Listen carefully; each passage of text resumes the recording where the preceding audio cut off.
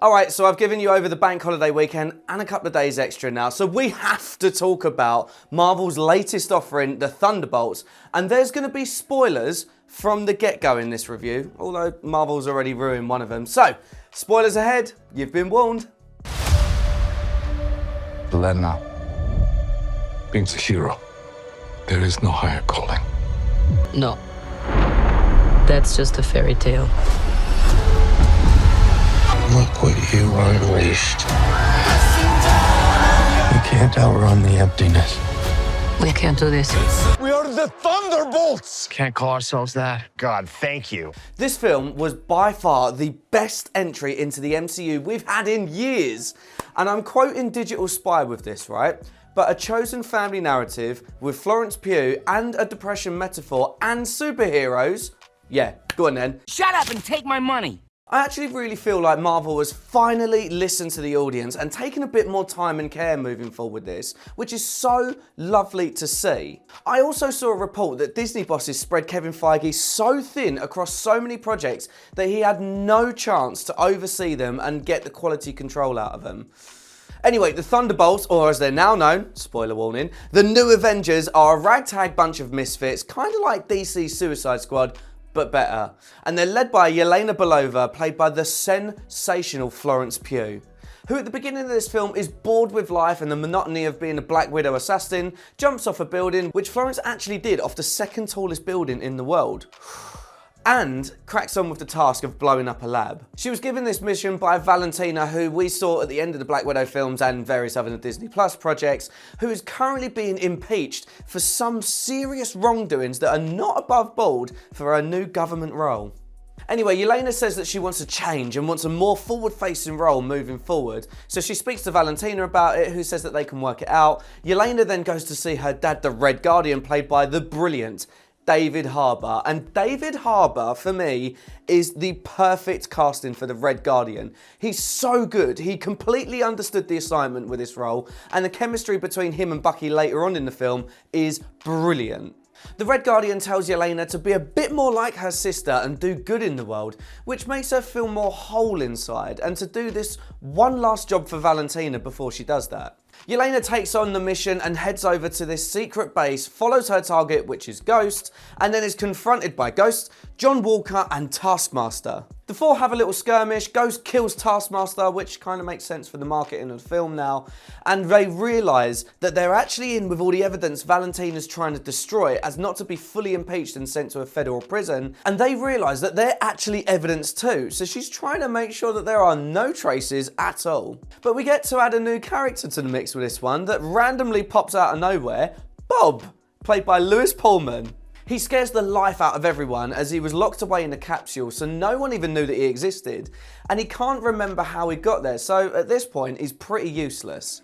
They all try to find a way out because Valentina's turning up the heat, literally, by putting these big old incinerators on, so escape seems pretty futile at this point until Ghost is finally able to get through the barriers and save them literally at the last second. They make their way out by all banding together-ish, and Bob wants to stay behind because he feels it's safer for everyone. Yelena then talks Bob around and shows a lot of compassion towards him, which he's never had before, so you can see that this is building a bond for them now and later on in the film. Anyway, they get out and are met with Valentina's forces, beat up some of the guards, steal their uniforms and try to sneak out, but they are caught out, so Bob sacrifices himself to save his new friends, and we thought that was the end of Bob. Well, it turns out that Bob's got some powers and survives this onslaught of bullets, but more on that in a bit.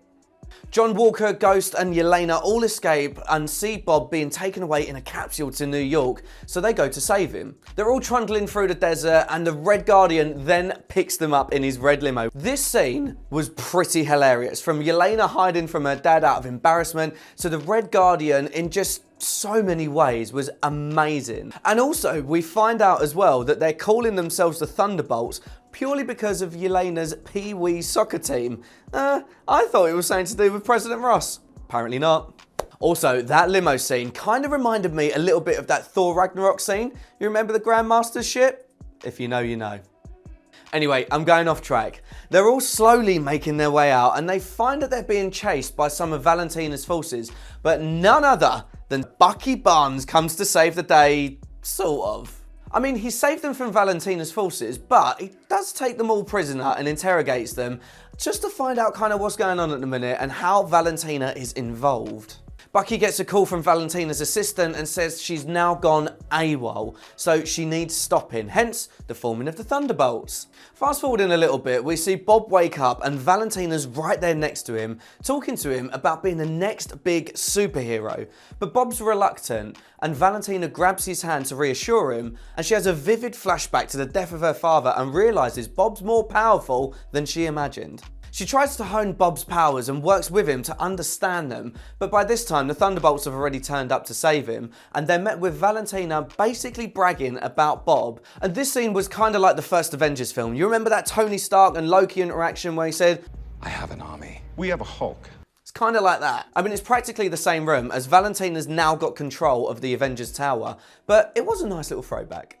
Anyway, in walks Bob, and he has now taken on the full persona of Sentry with the golden suit and the blonde hair, and he looks great, to be honest with you. Now let's have a little quick catch up about who Sentry is. He's essentially Marvel's Superman, and he originally was a normal guy who was given a tampered version of the super soldier serum in a trial that was 1,000 times more potent and gave him the power of 1,000,000 exploding suns.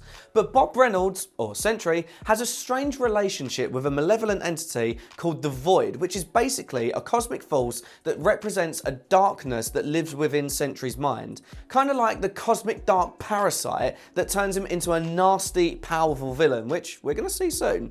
Alright, all caught up? Let's carry on. Valentina sets Sentry on our anti-hero heroes, and they find out very quickly how outmatched they really are. Even Yelena can't talk him down, and when Valentina gives the order to finish him, he says, no. Sentry tells Valentina he's got the power of a god, so why would he listen to a mortal? And she tries to kill him using this kill switch that she's got, gets thrown against the wall, and her assistant then deals the devastating blow with that kill switch.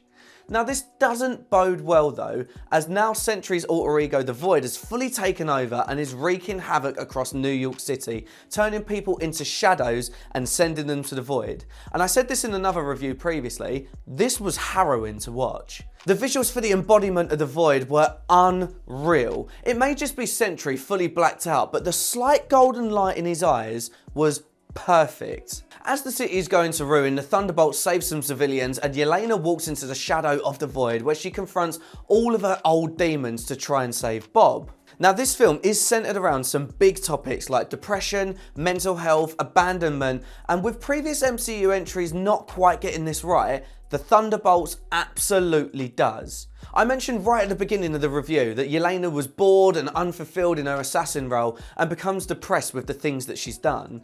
John Walker also has depression over losing his wife and child after the fall from grace that he suffered in The Falcon and the Winter Soldier. And then we've got the constant pain from Ghost, let alone everything that Bucky's been through. Well, in the Void, they have to face the things that they've done in their past over and over again until they find the strength to move past them and save each other, and that's exactly what happens. And the way that this was depicted and shot from the director's point of view was truly incredible. The rest of the team follow Yelena into the Void, save her and Bob, but Bob's got to battle his own demons because the Void is now taking over.